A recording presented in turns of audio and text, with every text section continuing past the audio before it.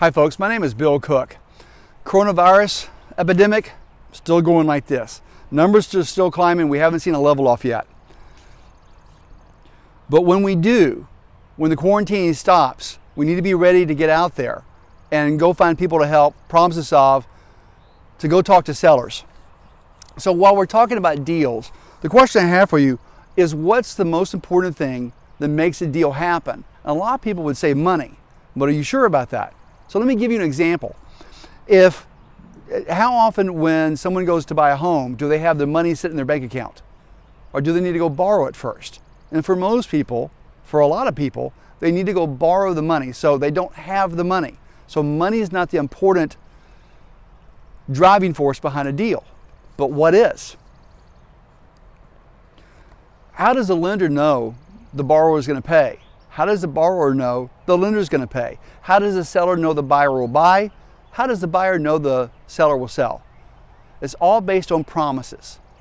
Promises are the driving force behind real estate investing deals. Promises made, promises kept. So here's some examples of some of those promises that are there for pretty much every deal you'll ever do. A promise to pay, a promise to buy, a promise to sell, a promise to lend, a promise to manage, a promise to repair, a promise to take care of the property, a promise to use the property. So there's all these promises that go into real estate. So promises are the driving force behind real estate investing. Yesterday, I got a great example of promises made and promises kept at work, and I wanted to share it with you so you can see the importance. But I got a letter from Kevin Foley. He's a nice young man. He's an Eagle Scout, and he attended Whatbox in 2019. The problem is, when he attended Whatbox, he didn't have the funds. So what we did is we traded him a seat at Whatbox for a promise to pay at some point in the future. Promises made, promises kept. So we made a promise and we kept it. So I get this letter from Kevin, and y'all, those of you that were at Whatbox 2019 will remember Kevin. He was in the back of the room. I had him stand up and talk about, promises and why he was here and why that was really important. So yesterday I received this letter and I got his payment. So the least important thing in that envelope was this. Okay? That was the least important thing. The most important thing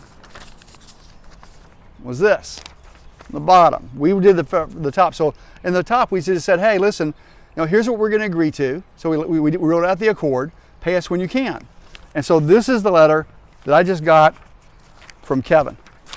Let me read it to you. I was planning on giving you this in person at the Nashville RIA event. So he lives in Nashville, and I was supposed to teach there in April. It's been we're going to be doing a webinar instead.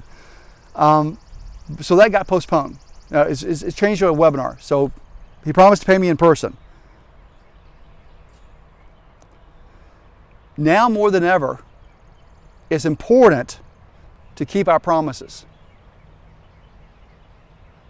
Now, more than ever, it's important to keep our promises. We have Whatbox, that's the manual, out, and we're rereading it to use in the market when the market comes back. In other words, I said in a video I put up a day or two ago that it's really important that you take the courses out of your closet and go through them again, hone your skills. But isn't that a great letter? And so it made me call him, and we'll talk about that in a second.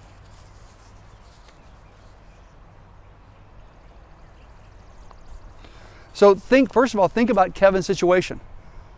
So right now, everything's closed down, jobs have closed down, hard to get work, and everybody's telling you don't pay. The government's telling tenants don't pay.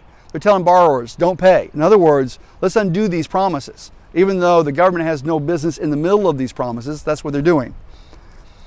And Kevin right now, does he not have a really good reason to hold his cash and not pay? Because if he didn't pay us right now, would Pete or Kim or me, would we have a problem with him not paying right now? If he called up and said, hey, listen, can I wait until summertime to pay you because things are bad right now? No, we wouldn't have a problem with that. If it was you and it was your kid, and your kid was in this situation, what advice would you give your kid? what would you do? You see, Kevin's an Eagle Scout. And with Eagle Scout, one of their mottos is, a Boy Scout promises to be trustworthy. And I looked up what is trustworthy. And trustworthy, it said, is someone who makes their promises, keeps their promises. It's someone who does what they say they're going to do. Promises made, promises kept.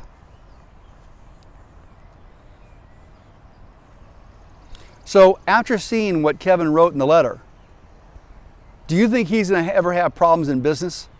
Do you think when he looks at a man and makes a promise, he's going to have the least qualm about looking the man in the eye and sticking out his hand and shaking his hand? Not at all. This is a fine young man, someone worth doing business with. He cares. So remember the difference between character and reputation. So I've never been worried, much to Kim's chagrin, about my reputation. I got a lot of friends out right now that are snickering, going, boy, isn't that the truth? So I've never cared about my reputation, because what Kim thinks of me, and what Dykes thinks of me, or what Pete thinks of me, or what Derek or Jeff think of me, they're all different. They all have a different opinion of me, and I can't go around and spend my whole life trying to control what everybody thinks of me. Do you like me? Do you like me? Do you like me? I'd go crazy. The only thing I can control is character, the things that I choose to do, how I choose to do them, when I choose to do them, my character. And we're all the same way. So character to me has always been, a very important attribute to care for. And the character will lead to a reputation. But again, I'm not real worried about the reputation. So I talked to Kevin about 10 minutes ago on the phone before I did this video. Sorry, we got a truck going by. I'm in the RV park, and an RV is pulling in as we speak. I love this. You get new neighbors every day. Every morning, neighbors leave, maybe we leave, but it's always a new neighborhood every single day.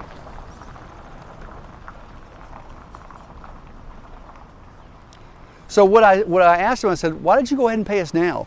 And he said, Bill, it's really important to do what you say you're going to do. He said, my mom and dad have taught me that. Just do what you say you're going to do. So he had just cleaned up and repaired and sold 2 jet skis. So even though we're where you can't go to work, he's still finding a way to go to work. And now he has some money in his pocket. And it was really important to him that he uses that money. And he used the phrase, don't put off until tomorrow what you can do today. So he used the money he just made, and he paid off the promise. And he said it feels so good when you pay off a promise. When that gets done, it just kind of adds. I think what he's saying is it adds to your character. You know that when you make a promise, that you're going to do whatever it takes to fulfill that promise. So when he did this, when I was talking to him on the phone, what do you think I said?